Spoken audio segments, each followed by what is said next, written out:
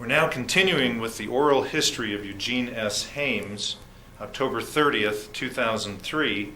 This is tape 3, and Eugene Hames was discussing the move north after his platoon was dropped off to clear out some German resistance and the efforts to rejoin K Company.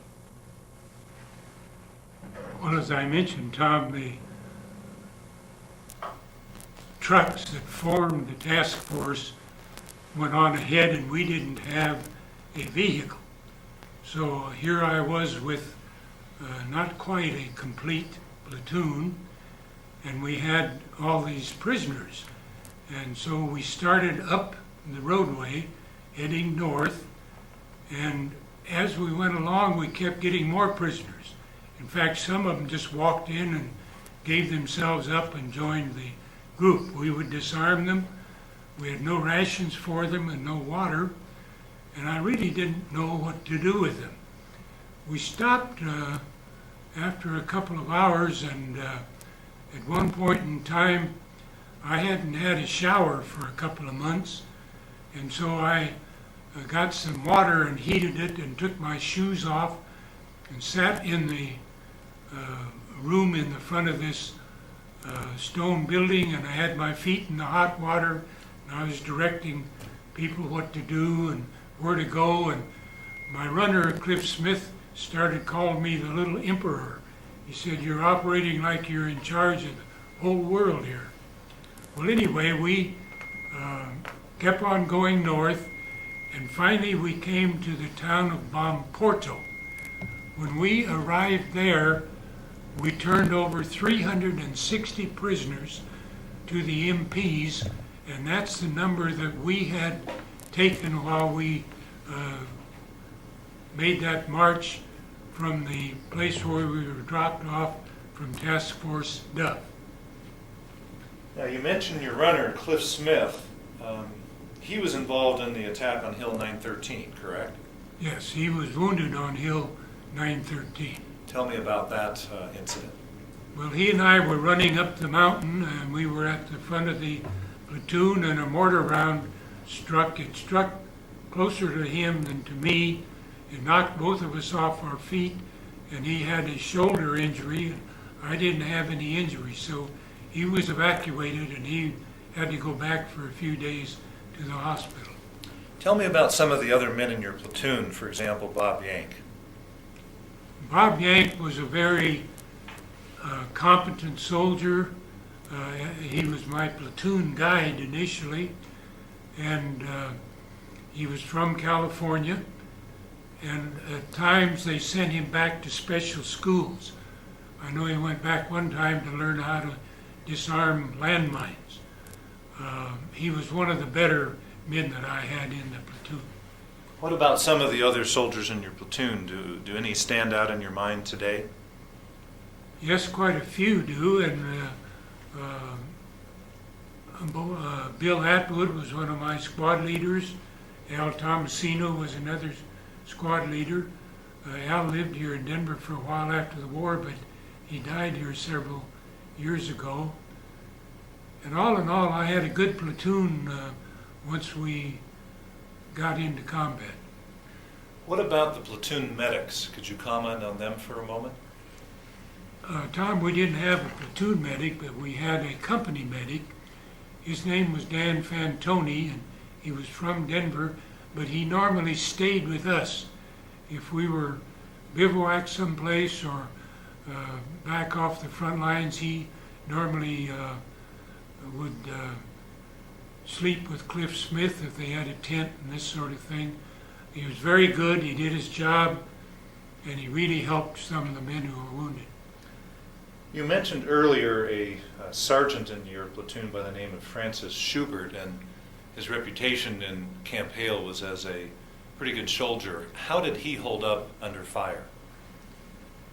Schubert turned out to be other than a good soldier. When we took Mount Belvedere, everything was rather confusing. It was at night, and of course we got up there at the top of the mountain just at daylight, and I started looking for Schubert. I thought he was bringing up the rear of the platoon, and he wasn't there. I asked around, I said, "Where's Schubert?" And Bob Yank told me that he ran off of the mountain back toward our lines. So what he did actually was desert the platoon. After the war, there was a general court-martial held in Udine, Italy, and he was tried by a general court-martial.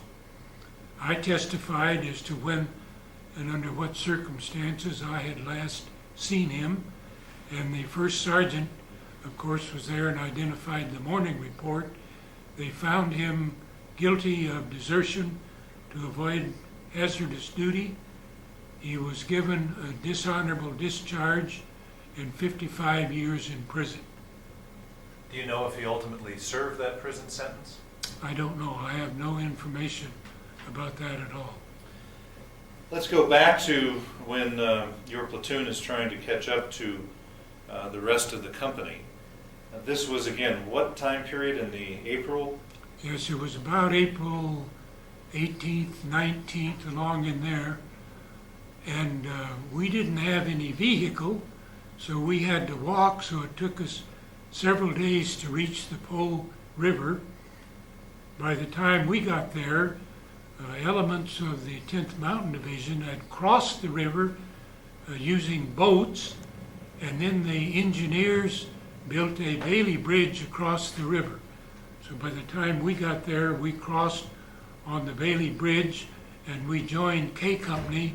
They were just a few miles north of the Po River at that time. Now, on April 12th, 1945, President Roosevelt passed away. How did you learn of that, and what was your reaction? Tom, I don't recall specifically how that information came to us, but we were in the area of Casteldiano at that time. That was the day before the final big push in Italy, and we heard that Roosevelt had died. I think we were all shocked by it. We felt a rather great loss. After all, he was our commander-in-chief, and he had been our commander-in-chief all during World War II. At that time, too, I think we had some rather uncertain feelings about Harry Truman, how good a president Truman might be. So I think it was kind of a bad moment for the men of the 10th Mountain when we heard of Roosevelt's death. Let's go forward now to the Po River, and after your platoon caught up with K Company, what happened next? Well, we were told that we were to advance toward Verona, which was almost straight north from where we were. Then we were to swing over to the west, and we were to go up the highway, which would ultimately take us over Brenner Pass. So I recall that we ultimately reached Verona. There was very little resistance there, although there was some fighting there. And then from there we started toward Lake Garda. What was the 10th Mountains Division's objective in the Lake Garda area? Well, of course, our objective was to reach the Alps, and we were trying to beat the German troops to the Alps so that they couldn't set up a strong defensive position. So we did not have many vehicles, and we had to walk most of the way. So one battalion would lead the way for a while, and then another battalion would go forward and lead the way for a while. And I recall one night as we got fairly close to Lake Garda, it was raining slightly, and it must have been around 10:30, 11 o'clock at night. I was so tired I almost fell asleep walking. And then the next morning, we were on the lake itself on the east side of Lake Garda, but toward the southern tip of the lake.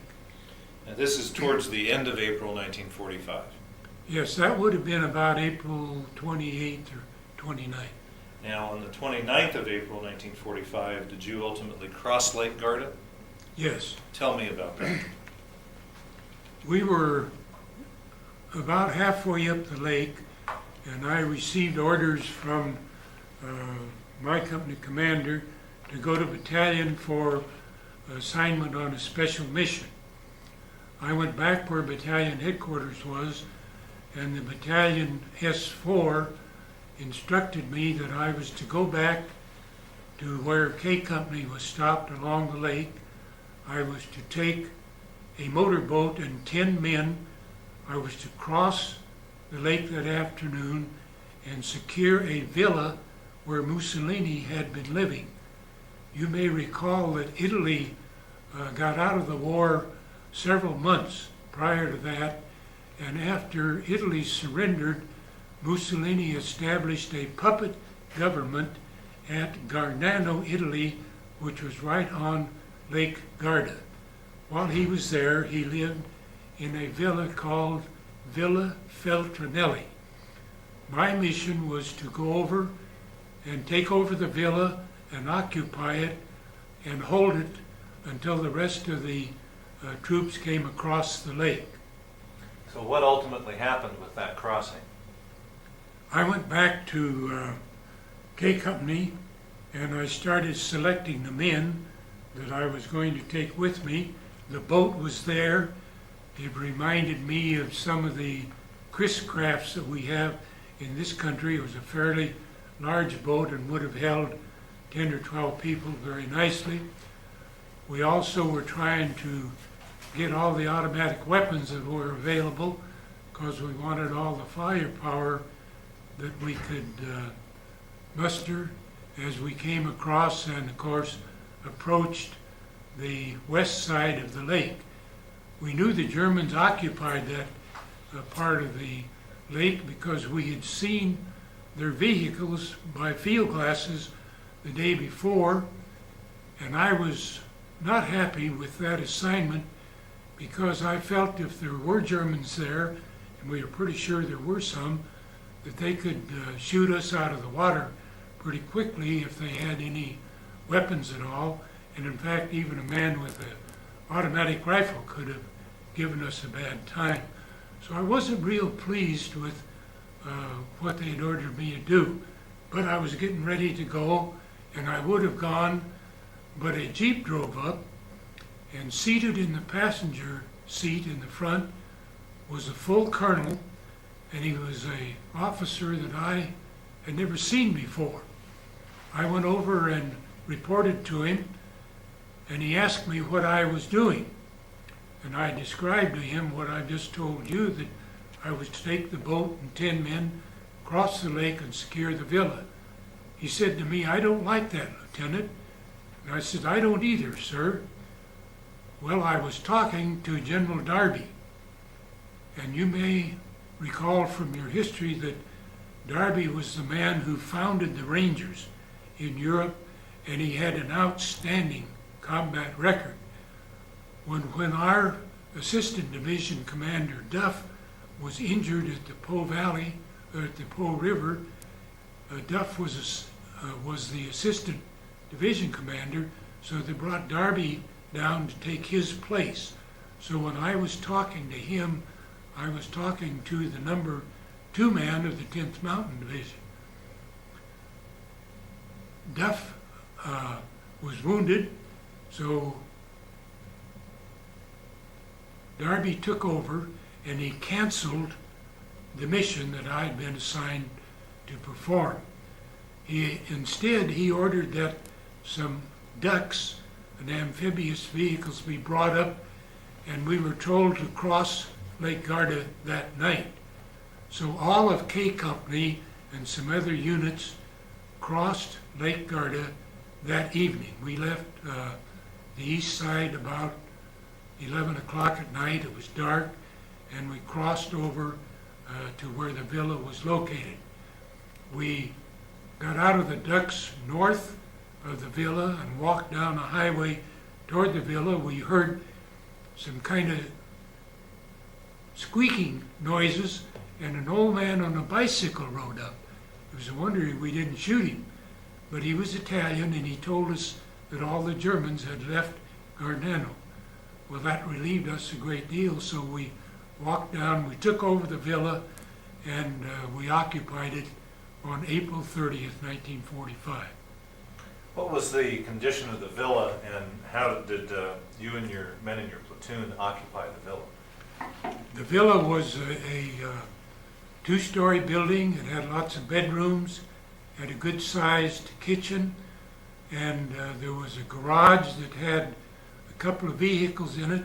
It looked like somebody had taken phosphorus grenades, pulled the pin, and laid them on the motors of each unit.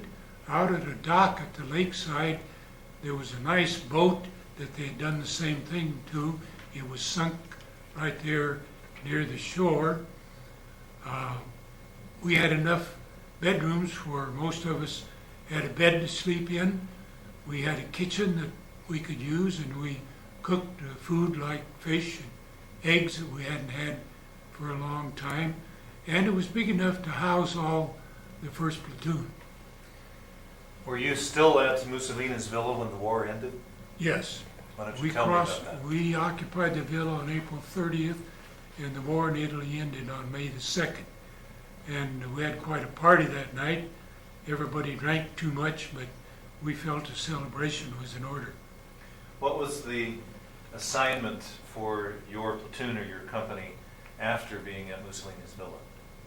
We stayed in the villa for approximately a week, and we rested and got cleaned up and enjoyed the change in diet to eggs and fish, that sort of thing. Then we were transported by truck across Italy to a little town of Cividale, which is north of Udine.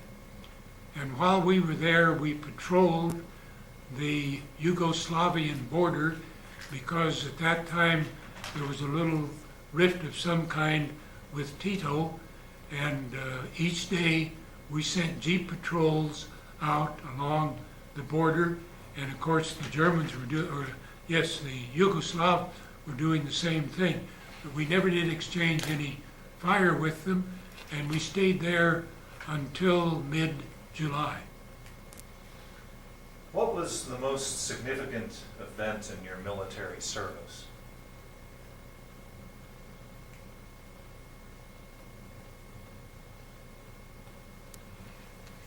I guess the most significant event to me was the attack on Hill 913.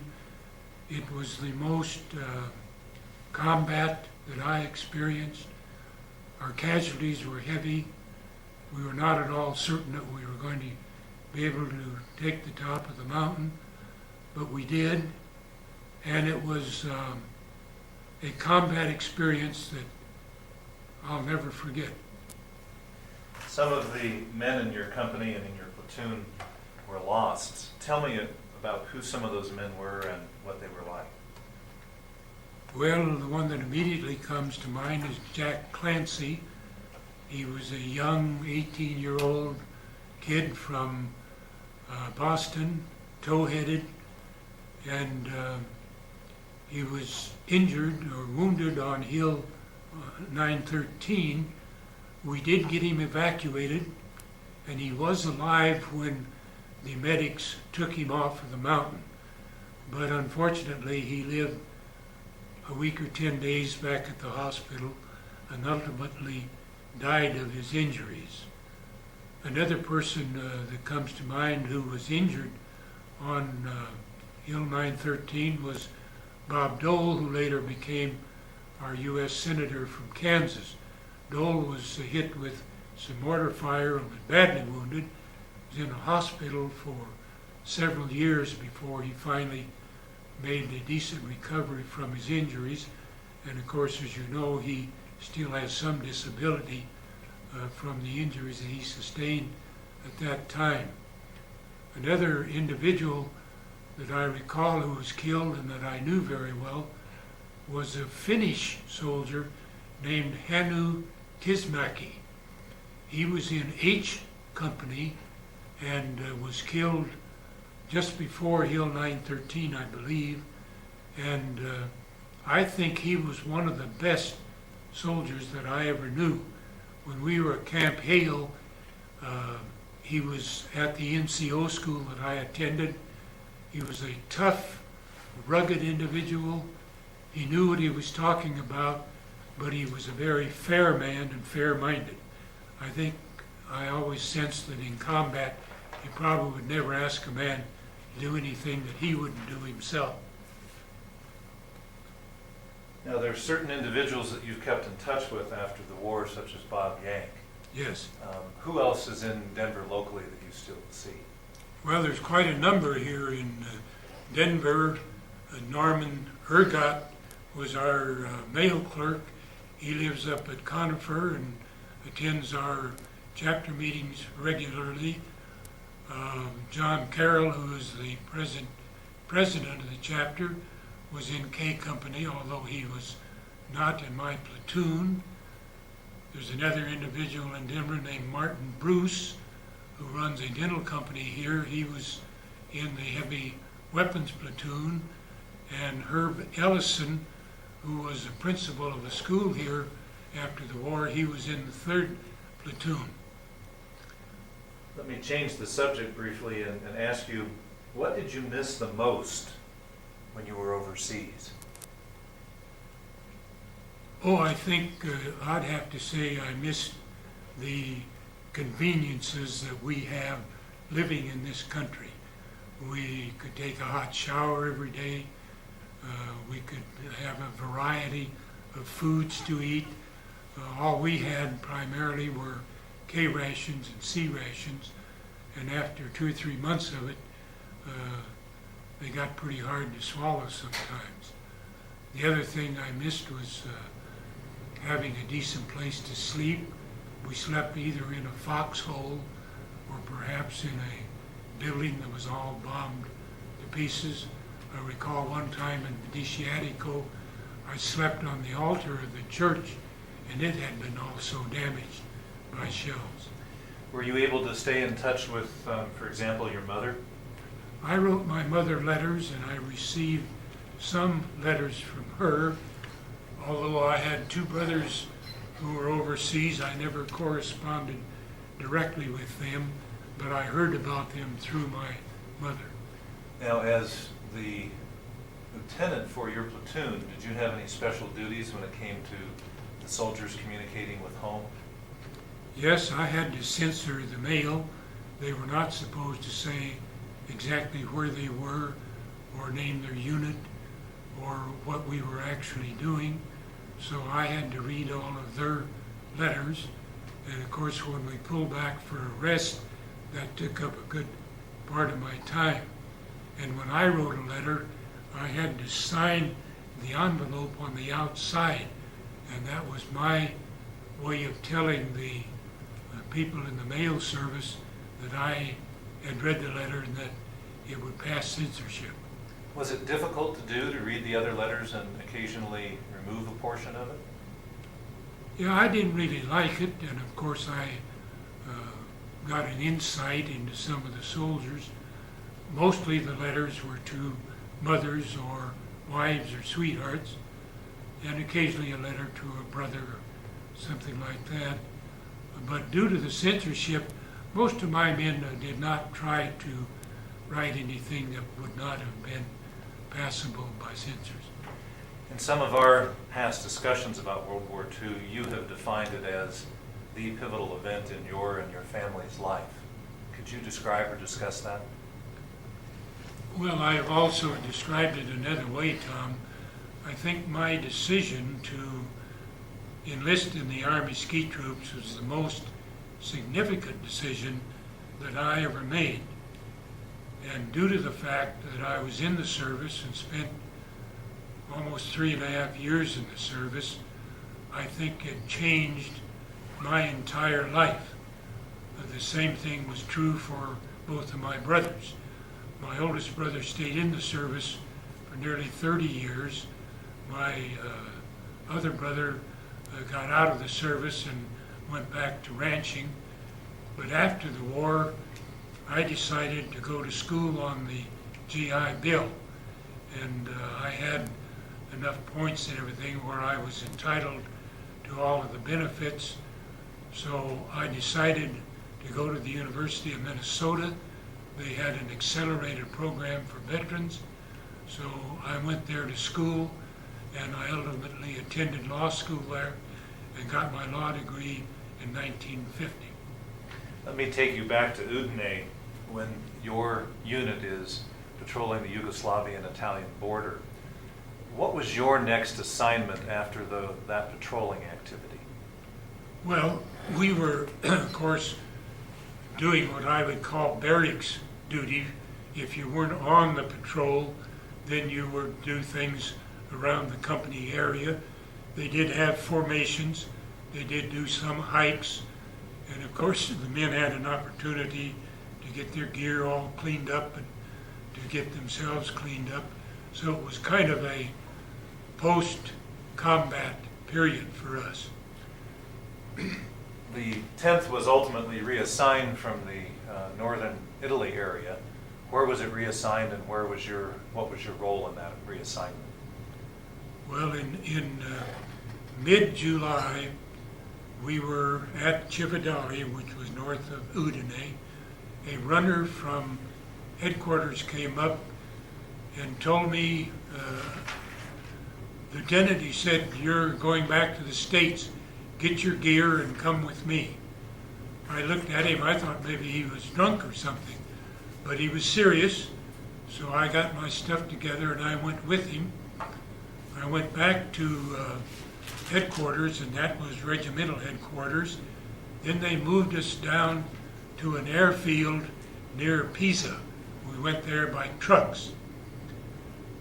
They had selected one NCO and one commissioned officer from each battalion to fly back to the States and to serve as the advance party for the division.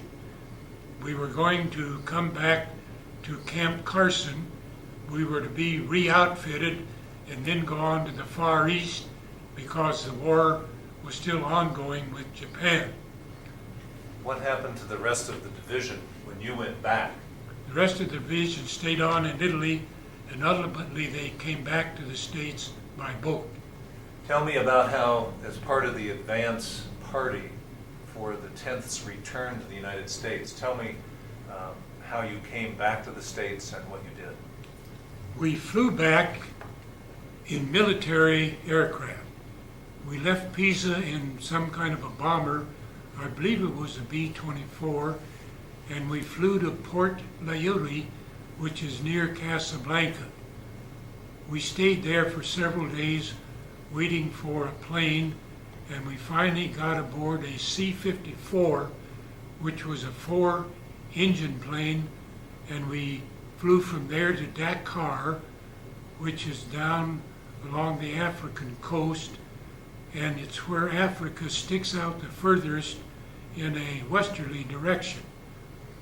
We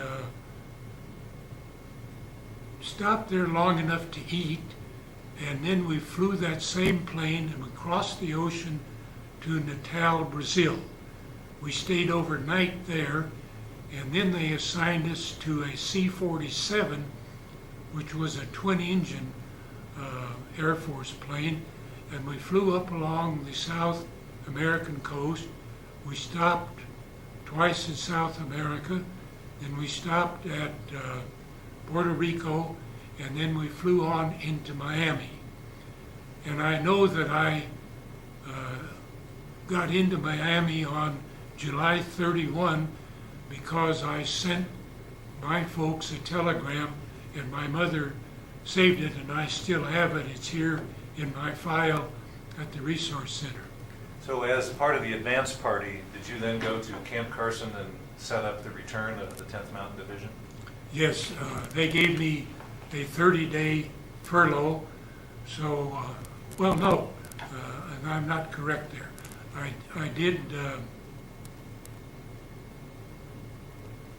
no, I am correct. I went from Miami to Fort Douglas, Utah. I had to go back through my point of induction. So I went to Fort Douglas, then I went to Missoula, and I spent about a month at home, and then I reported to Camp Carson. And approximately what was the date of your reporting to Camp Carson? Well, that would have been just about the 1st of August of 1945. What did you do when you got to Camp Carson? Well, we were briefed on where each one of the regiments was going to be housed, and it was up to me to look over the barracks and to assign which company would go in which barracks.